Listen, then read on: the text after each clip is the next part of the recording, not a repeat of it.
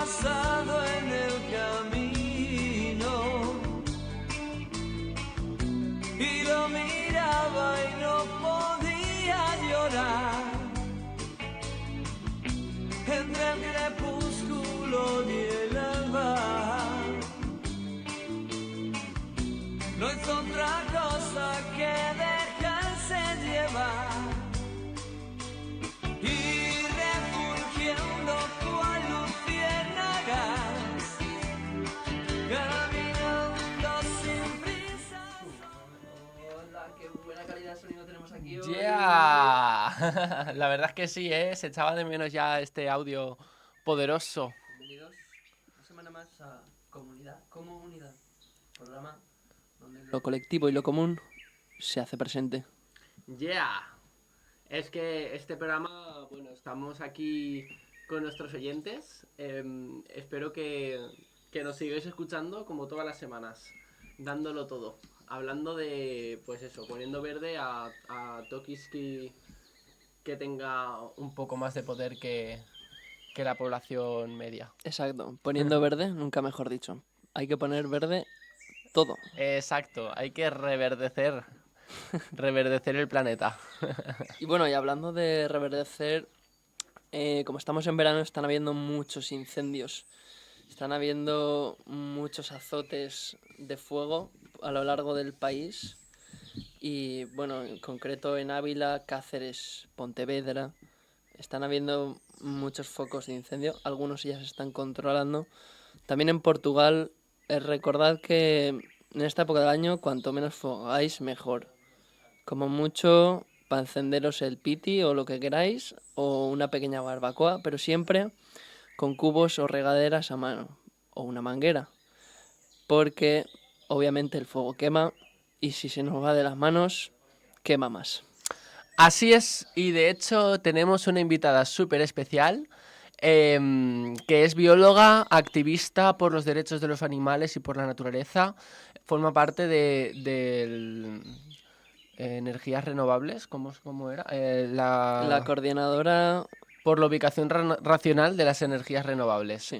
También forma parte de FEUMBE, de Plataforma Defensa Animal. Y de, bueno, también está voluntaria en La Montañeta, es profesora, es la bióloga de confianza de, bueno, de la prensa. Del programa. De nuestro programa Sí, también, sí, de sí. Comunidad a Comunidad, y de la prensa en general. O sea, cualquier animal que esté en peligro, hay que llamar para que nos informe de la situación técnicamente. A Rosa más. Por supuesto, aquí la tenemos. Buenas Rosa, ¿estás ahí? Hola, buenos días. Muchas gracias por esa presentación. Ay, Bien hallada. bien hallada y lo mínimo, es lo mínimo. Bueno, antes de darte paso, Rosa, queríamos comentarte que, bueno, está habiendo una campaña llevada a cabo por los patrocinadores de nuestro programa, que es el Comité Reivindicativo por el Auténtico Perrito Caliente. ¿Sabes en qué Muy consiste eso, no? No. Nada, pues que lo que están diciendo es que para no confundir al consumidor, que es importante, pues que los perritos calientes deberían tener al menos en un 85% perro. Eso es. Eso es. Así que nada, os vamos a dejar con, con un pequeño frame de esto, ya que por fin es viernes. Por fin es viernes. Viernes, día ideal. Con los tuyos no pares de probar.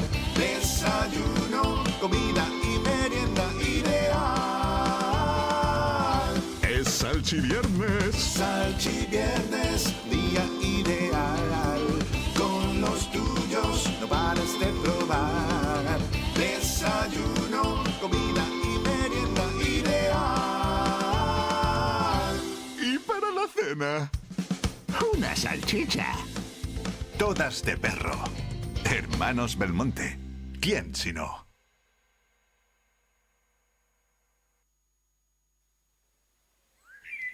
No olvidemos que podemos hacer los pedidos en belmontecarnedeperro.com. Tenéis un 25% de descuento en salchichas todos los viernes. De lujo, ¿no? Sí. Bueno, pues aquí tenemos una invitada súper especial, como hemos hablado antes, Rosa. No sé, ¿qué te parece esta iniciativa de Belmonte? Pues me parece muy bien, porque no hay ninguna diferencia a nivel biológico entre un perro y una vaca, por tanto, si la gente come chuletas de vaca, pues perfectamente puede comer chuletas de chihuahua. Exactamente. Lo veo, estoy súper de acuerdo contigo. Y además también cuidaos cómo están esos perros. Vale, están felices de darnos carne y cosas, como todos los animales, pues salimos felicísimos en los mataderos. Exactamente, son explotados felizmente bueno, muertos de manera humanitaria en cámaras de gas. Así que, perfecto. Muy bien, pues nada, el programa de hoy se centra en el tema de incendios forestales. Y bueno, aquí mi compañero hizo un informe, creo, ¿no? Para el ayuntamiento. Un de informe Chiva. en realidad no era un informe, era em, una solicitud para una subvención. O sea, sí que es verdad que tienes que realizar una recopilación de información, pero no era un informe como tal. Era más bien, pues eso, materializar escritamente, textualmente. Exacto, subvenciones, pum, pum. Bueno, no sé cuál es tu opinión al respecto, Rosa, sobre el tema de las subvenciones al tema de la prevención de incendios. A ver, supongo que las subvenciones irán destinadas, pues si es para prevenir, no sé muy bien a qué, porque el monte no necesita ninguna intervención humana, el monte lo que necesita es el aire de fuego. Eso es lo que el monte necesita. Bien dicho, bien Los dicho. montes, de hecho, los incendios fortuitos debidos a rayos, por ejemplo, son mínimos. Y de hecho, muchos de esos incendios ni siquiera nos enteramos, porque hay gente que patrulla los montes, aunque no lo sepamos, pero hay gente que se dedica a estar por los montes y en estos pequeños conatos de incendio los apaga rápidamente. El problema son los incendios provocados, que suelen tener varios focos y que son los grandes incendios forestales. Entonces, para prevenir eso, lo suyo es más bien que el monte no se puede obtener beneficios, porque entonces no nos quemaría nadie.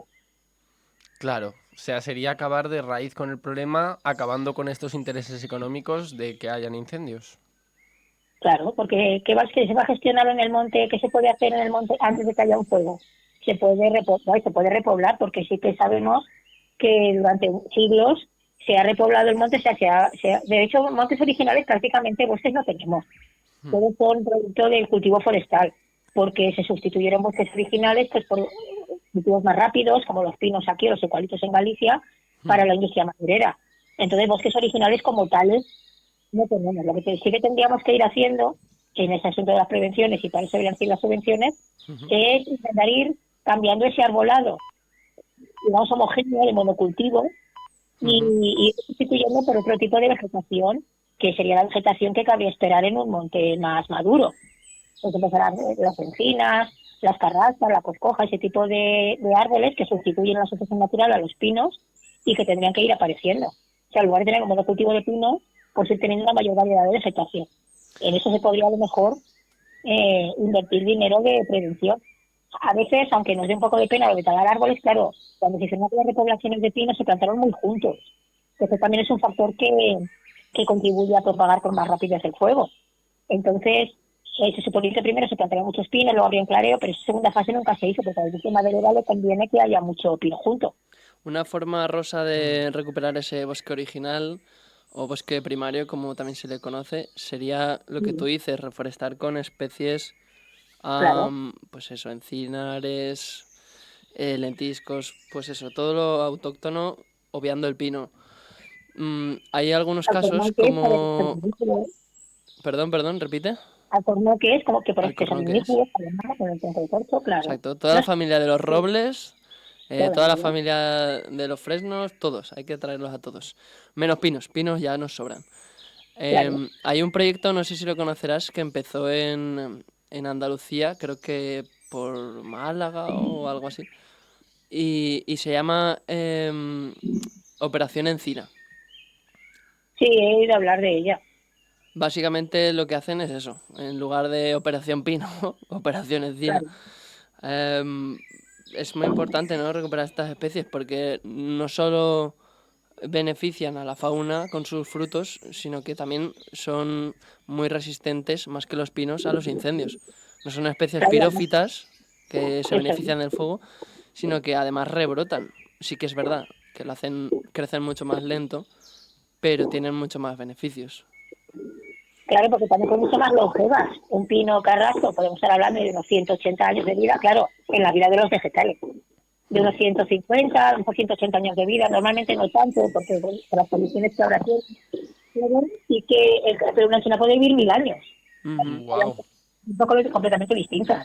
Claro, la madera que es más dura, que crece más lento, dura más. Claro.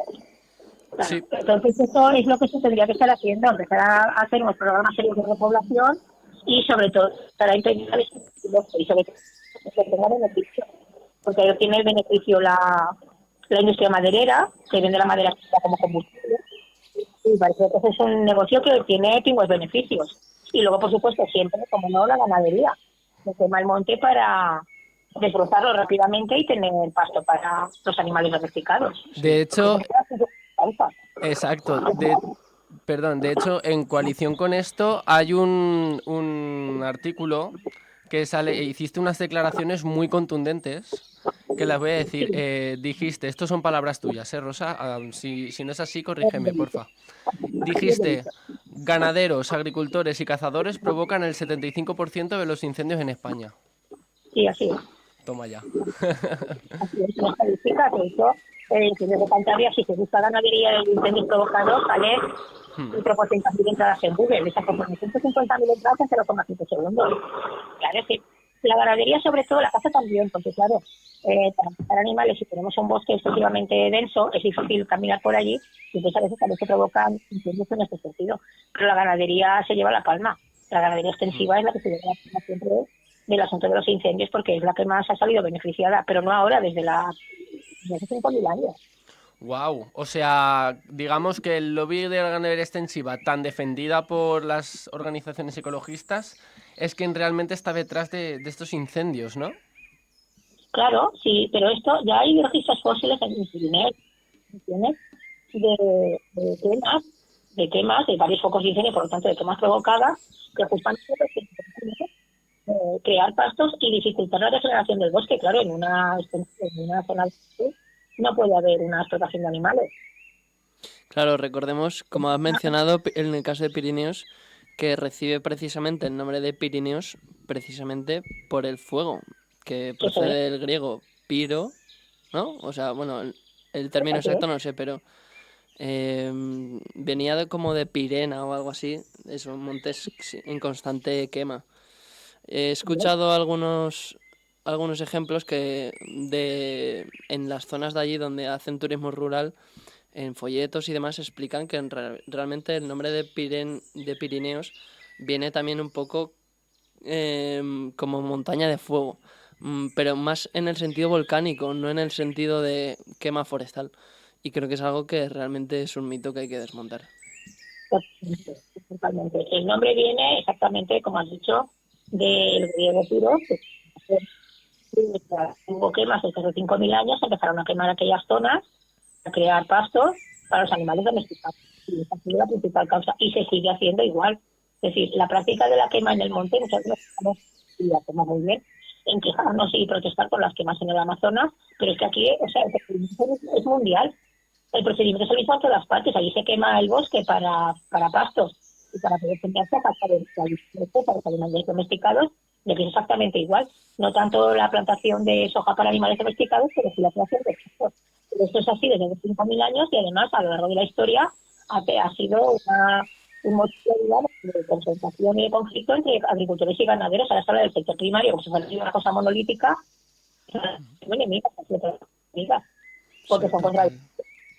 Claro, y al respecto de esto, digamos que es un tema que no se habla nunca y creemos que es porque hay una fuerte presión por parte de estos lobbies de la ganadería para que en las instituciones públicas no se hable de esto, ¿no? De la principal causa de los incendios, porque evidentemente generaría mucha controversia si se supiera.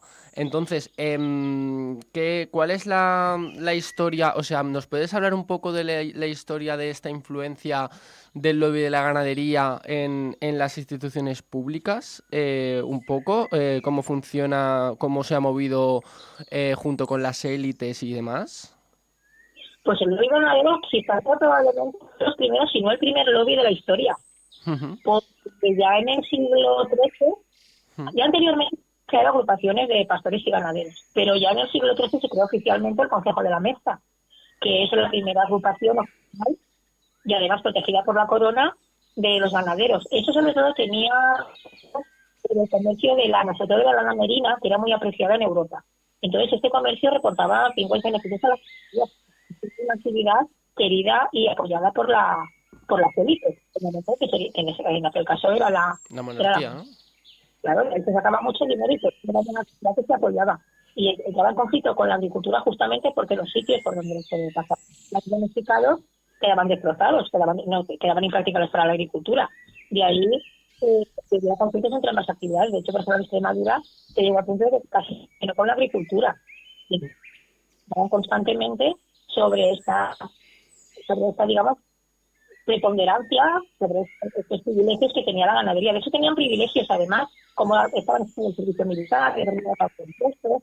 Es decir, era un colectivo mimado por la burguesía y por la realeza. Siempre, bueno, no sabía la empresa a lo mejor no realeza, pero sí, siempre fueron los primeros burgueses. Entonces, a partir de aquí, de hecho, hay un refrán medieval Ujú. que decía así: eh, 3 santos y un honrado tiene al pueblo agobiado.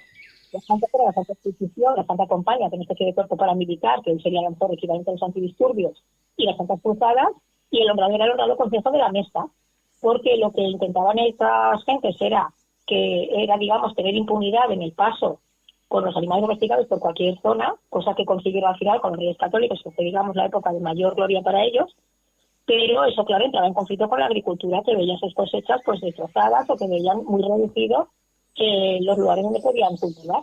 Es más, lo que hoy conocemos como cañadas reales, parece ser que parten de aquellas zonas entre reinos cristianos y árabes, como está el este reino de Paisa que había por aquí, y había entonces grandes franjas que hacían como de separación entre poblaciones musulmanas y cristianas, que de vez en cuando pues tenían escaramuzas y se dedicaban a guerrear.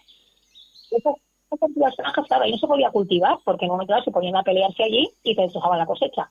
Pero sí pasaban los animales domesticados. Ese es el origen de las cañadas. Claro, a medida de que avanza la reconquista y se va expulsando esta población musulmana y se va homogenizando el terreno, claro, estas franjas de tierra de nadie desaparecen.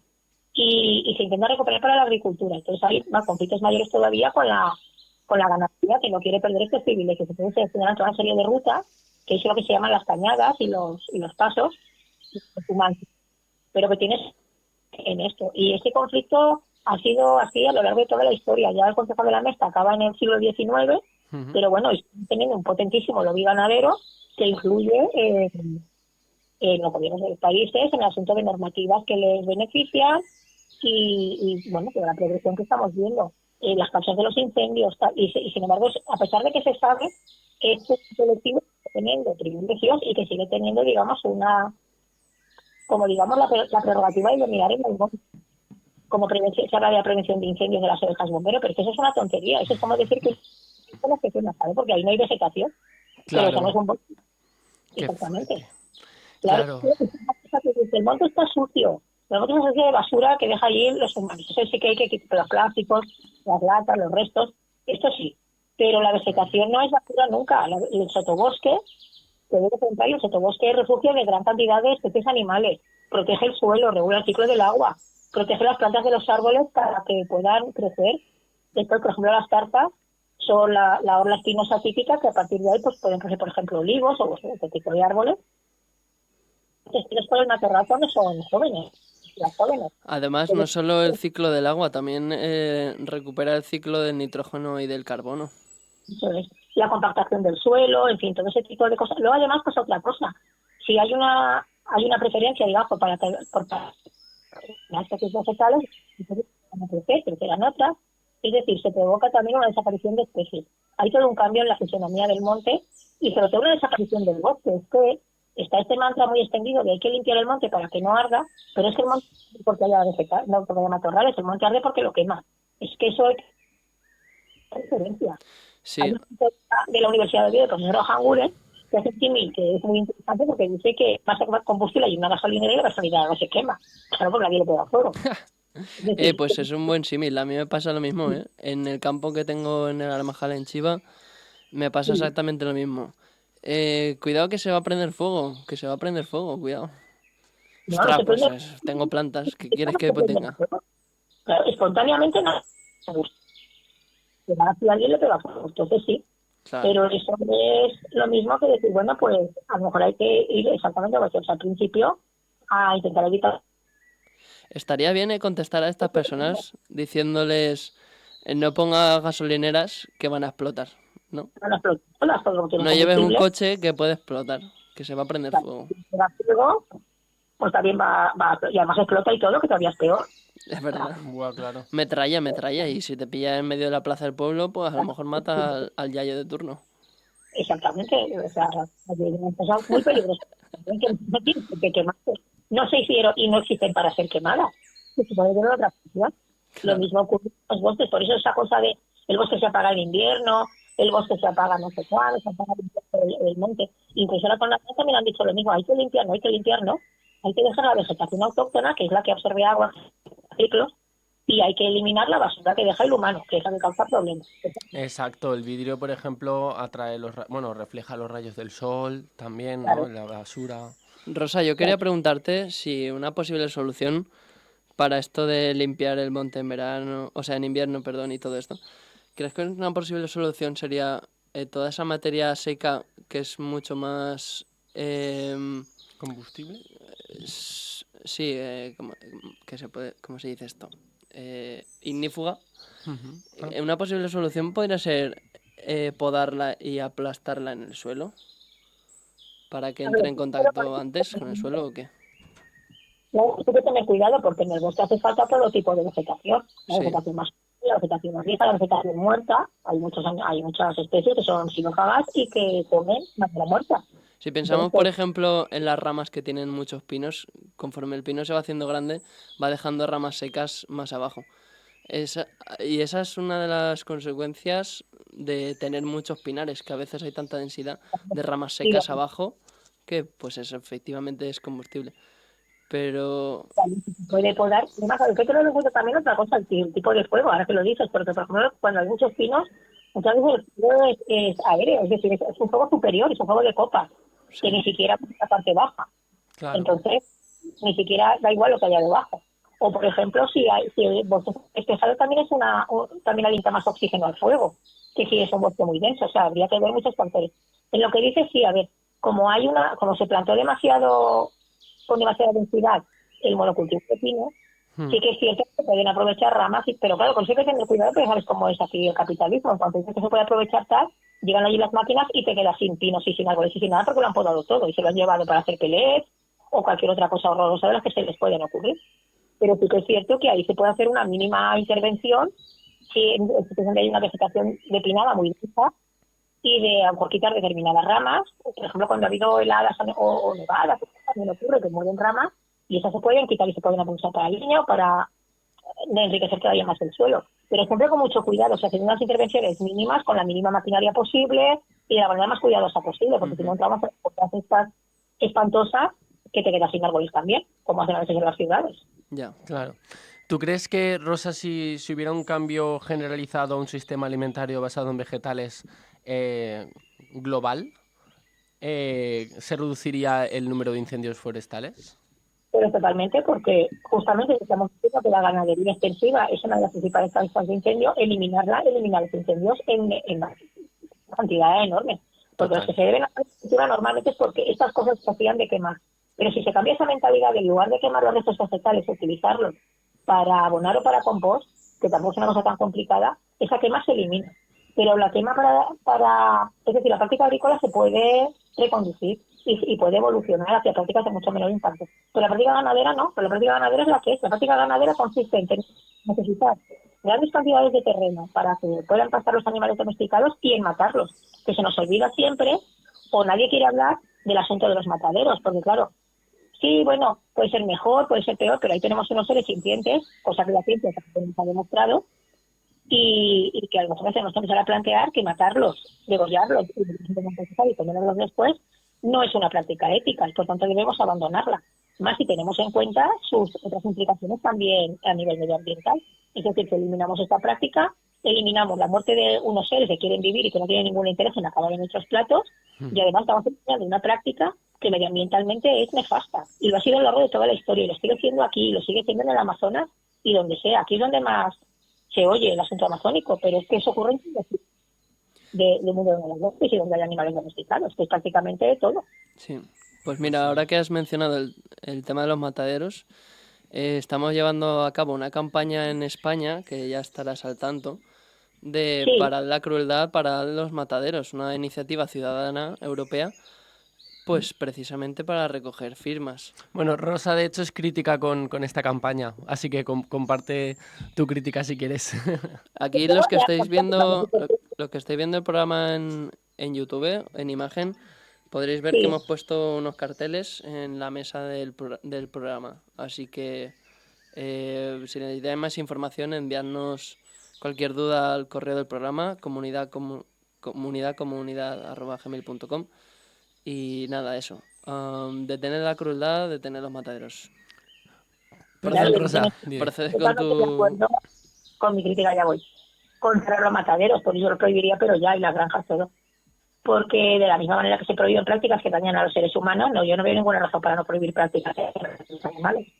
Teniendo en cuenta que compartimos, pues, básicamente emociones, sensaciones, capacidades sociales, capacidades fisiológicas, capacidades cognitivas, pero eso no está todavía así. Entonces, a mí lo de cerrar los mataderos, claro, me parece perfecto, evidentemente. Y también me parece muy bien la evolución. Tengo mis dudas con la... El principal, porque se sigue considerando a los animales como un recurso, es decir, seguimos pensando en animales, sí pueden ser un recurso en un momento dado, y porque esa campaña de la pluma a la carne no acabo de ver muy claro cómo funciona. Entonces yo necesitaría saber mucha más información de cómo es ese proceso exactamente, porque claro, el proceso, muchas veces el problema que tenemos es que no estamos en los laboratorios, entonces no sabemos exactamente qué procedimientos se llevan. Yo no sé si van a recoger plumas por el suelo o van a tener una serie de animales otra vez encerrados o domesticados o en alguna parte para coger sus plumas y poder sacarle células madres, y tampoco sé cuál es el procedimiento industrial. Es decir, yo creo que cerrar los mataderos, desde luego sí, siempre, pero también creo que es importantísimo difundir el asunto del veganismo porque es un principio ético. Estamos en una situación atípica porque no hemos sido gente solidaria, eso hay que reconocerlo. Nos hemos dejado llevar por el egoísmo, por el antropocentrismo, por el egocentrismo, y nos hemos creído los reyes del mambo y que todo el mundo estaba a nuestro servicio, humanos y no humanos, desde Occidente. Entonces, esa mentalidad es la que tenemos que cambiar. Si queremos cambiar a ser una sociedad que respete el medio ambiente, no porque los beneficios que nos extraemos de él, sino porque tiene que estar ahí. Yo no tengo por qué respetar una encina porque me da sombra, porque respiro, porque no sé qué, sino porque la encina está ahí y yo no tengo que causarle daño. Y lo mismo para el ecosistema en general, y mucho más en el caso de los demás animales o de otros seres humanos. Entonces yo creo que hay que insistir en la cosa ética. Sé que cuando estamos todas escépticas, porque claro, pensamos, es que claro, lo del principio ético igual no está muy extendido. Y intentamos buscar atajos, que yo lo entiendo perfectamente, pero claro, hemos de insistir en ese punto, porque es que sin realidad no vamos a cambiar tampoco tampoco la situación. Claro, excusas cosmovisión. se pueden encontrar hasta debajo de las piedras. Sí, bueno, y al respecto de esto de que has dicho de que conviene no intervenir en el entorno, y es súper, o sea, es así, no domesticar, porque es un problema la domesticación, bueno, todo el síndrome de la domesticación que has hablado en otros programas, pero queremos mencionar el caso del barranco de Chiva, que no sé si sabes que antes estaba súper verde, hubo Sí, un desastre natural, bueno, lo de la dana y todo esto, y sí. ahora no se les ocurre otra, porque aquí vienen los de derechas y van mal, pero vienen los de izquierdas y van mal o peor, o sea, que va la cosa fatal. Y ahora lo que están haciendo es destrozar, bueno, han destrozado el suelo prácticamente y lo están Asfaltando. Hormigonando. Hormigonando. Eso. Siempre dices asfaltando, ¿eh? Hormigonando. Que no es negro, es gris cemento, bro. Vale, yo es que para mí es lo mismo, pero no. Eso es una atrocidad. De hecho, con lo de la Dana, también hemos hablado del asunto de la granja La Dana, porque justamente si hay una Dana particularmente destructiva, hay un sobrecalentamiento del mar Mediterráneo. Eso no podemos olvidarlo, no podemos olvidar las primeras causas. Sí, luego podemos hablar de la inundación, de ampliar los cauces de los ríos, de reforestar, de ampliar las zonas verdes para que haya una mayor absorción de agua, pero la primera causa es que el Mediterráneo está sobrecalentado y por eso la Dana está bien intensa. Entonces, esa es la primera causa a la que tenemos que atajar. ¿Y cuál es una de las principales contaminantes y además de las más fáciles de boicotear? Pues la industria alimentaria de la explotación. Es muy difícil boicotear los combustibles fósiles porque a lo mejor no es mi caso, pero hay personas que para desplazarse necesitan el coche porque viven en un sitio que si no es imposible, o bueno, vamos en transporte público que también contamina, aunque sea menos. O Es incluso el discurso de muchos grupos ecologistas es ese. Hay que coger la bici y el transporte público. Pues sí, claro, pero me parece también hay perfecto. que hacer lo otro. A mí me parece perfecto, pero no todo el mundo está en disposición de ir en bici. Hay personas mayores, personas enfermas, personas que Claro. por la razón que sea no pueden ir en bici, necesitan transporte público o tienen que ir en coche porque en su zona viven en un pueblo a lo mejor bien escarpada y ni pueden ir en bici ni pueden ir. O tú vas a encender, o cuando encendemos la luz, cuando el gesto de encender la luz con un interruptor, ya estamos favoreciendo la industria fósil. Y eso es difícil de no hacerlo. Sí, podemos evitarlo, evidentemente, y hacer todo lo que podamos. Pero dejar de participar en la industria de explotación animal es facilísimo. Eso no tiene ninguna complicación. Solamente tienes que sustituir lo que tú comías, que estaba basado en animales, por vegetales. O sea, intenta comer garbanzos, verdura, fruta, verdura. Eso no requiere ningún esfuerzo sobrehumano ni pensar demasiado. Es fácil y está al alcance de todo el mundo. Entonces, por eso hay que insistir en que esa tiene que ser una de las primeras actuaciones. Luego sí, también ir en bici, transporte público, todo lo que se pueda recortar está fantástico, pero eso se puede eliminar de raíz. Claro, de hecho, lo que mejor podemos hacer, según ya los expertos individualmente, es precisamente cambiar nuestros hábitos de consumo, la alimentación, ¿no? Y de hecho, quería mencionar el informe del Ministerio de Consumo del año 2022, que Y luego lo admitió... quitaron. ¿Lo quitaron? Bueno, lo Y luego lo tenemos. quitaron en la web. Lo Sí, lo tenemos tenemos. porque lo hemos descargado, pero que luego en la web lo quitaron. Ya. Aún así, bueno, admitieron que el sistema alimentario, prácticamente todos los límites planetarios era lo principal, mucho más que el transporte, con Claro. diferencia abismal, y en cambio las políticas medioambientales que están llevando a cabo la izquierda institucional ahora mismo, que es quien está en el poder, bueno, yo dudo que sea izquierda institucional el PSOE, pero bueno. Y estaban, pues eso, diciendo de acabar con los anuncios con los combustibles fósiles, pero lo que es la ganadería no se menciona cuando ya se sabe pues que es peor, ¿no? Claro, porque no se atreve. Si de hecho no hay un solo informe que diga que una dieta basada en productos animales es buena para el medio ambiente. Como mucho, hay informes en los que intentan maquillar este tipo de industria haciéndola pasar poniendo los nombres de regenerativa, Regen Plus, ganadería de precisión, yo qué sé. Están sacando eufemismos y cuando se va demostrando que eso siempre es lo misma práctica y siempre se trata de lo mismo, pues entonces van cambiando el nombre y van poniendo un nombre pues más chulo, más moderno, tal, más cool, que se dice ahora. Pero al final tenemos la misma práctica, que es explotar a unos animales que, ya digo, tienen interés por vivir y vivir sus propias experiencias y no por acabar en plato, ni en abrigo, ni en nada. Y que además es una práctica medioambientalmente indefendible. Ya digo, como mucho, hay quien intenta encajarla en lo sostenible. No, pero puede llegar a ser sostenible si hacemos no sé qué, si en el piso hacemos no sé cuántos, manipulamos los animales de no sé qué otra manera. O sea, es toda una serie de excusas, pero no hay ningún solo informe. Nadie se atreve a decir ya, todo sería el colmo, que una dieta basada en productos de origen animal es adecuada para el medio ambiente. Eso ya no lo dice nadie. Como mucho intentan maquillar que no sea demasiado perjudicial. Sí, pero ya nada. exacto. Y de hecho parecen más las voces que no atreviéndose a lo mejor a decir, que eso me parece un hecho un poco cobarde, no se atreven a decir que hay que abandonarla del todo, pero sí hay que reducir, pero claro, ¿reducir qué es? ¿Reducir a cuánto? ¿A qué? Eso es una tontería. O sea, si tú tienes una industria que es nociva, lo que hay que hacer es abandonarla. Sí, estoy de acuerdo. Y de hecho, lo que pienso yo con esto es que muchas veces se excusan diciéndote, no, pero es que la agricultura es igual o peor que la ganadería, no sé qué, y aquí cojo y yo les digo, en plan, a ver, la mayoría de campos de cultivo es para la producción de piensos de estos animales. Y ahí Bien se es cierto desmonta todo.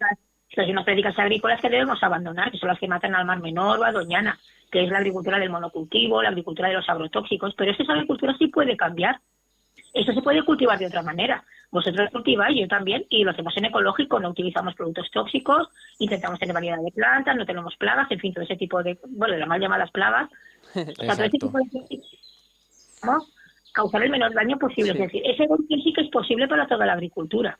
Habría que estudiar a lo mejor los grandes campos de cereales, habría algunos que serían a lo mejor más complicadas, pero hay posibilidades de evolucionar la agricultura hacia prácticas mucho menos dañinas.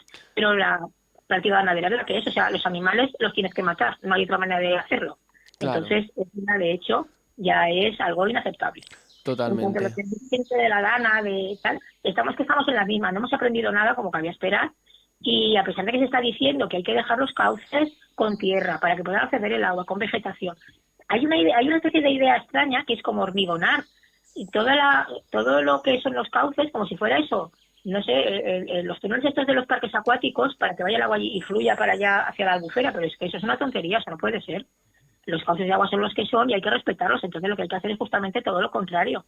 No poner todavía más otra vez hormigón encima, sino intentar hacer riberas que sean lo más naturales posible, lo más amplias posibles, para que el agua pueda fluir. Y luego además que todo este tipo de obras también causan emisiones que causan también un sobrecalentamiento del mar. Es que estamos todo el rato en lo mismo, estamos retroalimentando un bucle que luego nos estalla en la cara. Totalmente. Esperamos hacer dentro de poco una nota de prensa. Te invitaremos a que o usaremos el audio de este programa para meter tu intervención en las declaraciones. Con esto tenemos que cerrar porque ya se nos va la hora. Yo me quiero quedar con lo que has dicho anteriormente, que hay posibilidades. Es posible, gente, es posible producir un cambio. Y respecto a esto y los animales, quería decir que argumentar en contra del veganismo es estar a favor de la explotación animal. Las cosas Así es. claras. Sí, así es. Bien, pues para concluir el programa, no sé si conoces Liberando el Corazón Rosa. Es un grupito así anarca. Sí, Perfecto, sí, lo he pues... visto un poco. Perfecto, pues vamos a poner la canción titulada, para cerrar el programa, Se conocieron escapando de la policía. Así que Sí. muchas gracias, Rosa, más por venir de invitada y gracias a todos los oyentes también por escuchar nuestro programa. Así que Exacto. cerramos con esta canción. Las ramas arriba, gente. Hasta luego, comunidad.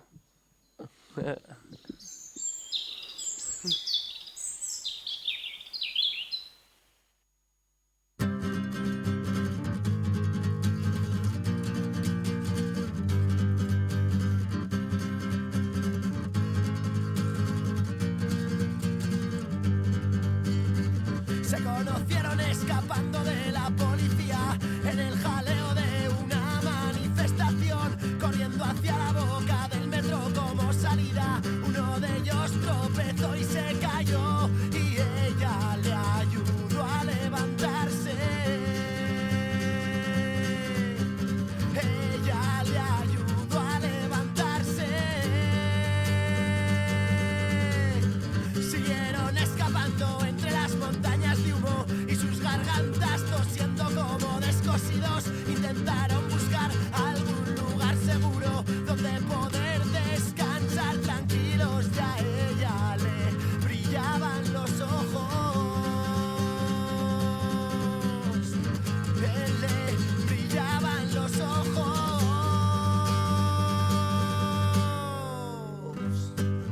Que duelen mucho menos los ostiones si tú estás al lado, que parecen menos violentas sus represiones si tú estás al lado, que duelen mucho menos los ostiones si tú estás al lado, que parecen menos violentas sus represiones si tú estás al lado.